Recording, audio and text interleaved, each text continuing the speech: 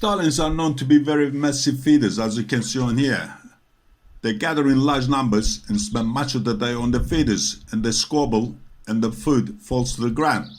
With a roosting tree nearby holding around 150 birds roughly, they are a constant presence in the garden and a nuisance, and stop the other birds getting onto the feeders. And I tried everything to stop them, but they're winning the battle. So are the common pigeons. Now the common pigeons know if there is a food in the garden, they're there every day.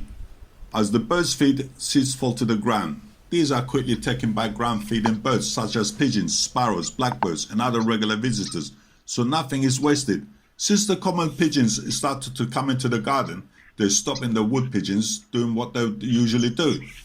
However, balance is important. Leaving too much food on the ground can attract unwanted visitors like mice and rats. For this reason, the feeders are positioned well away from the house at the bottom of the garden. Alongside the birds, hedgehogs also visit the garden, foraging quietly, especially during the night. Feral cats are also present. There's a pair of them. Most of the time, they're in the garden, and I don't mind them. And I don't mind them patrolling the garden either, both day and night. All along the fences and around the house. This helps stop mice and rats from coming into the garden or next to the house. I thought of trying to tame them, but decided against this idea as I let them do what they do best and hunt mice and rats. Of course, if they see any birds in the ground, they will take them, so I let the nature take care of itself.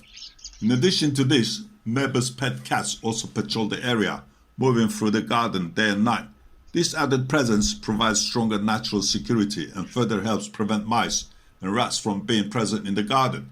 Together, these animals form a small balanced ecosystem where food is shared, nothing is wasted, and the garden remains naturally protected, as you would see on this video. And now, if you like starlings and blue tits feeding, enjoy the rest of the video. And if you like this video, please hit the like and subscribe. Thank you.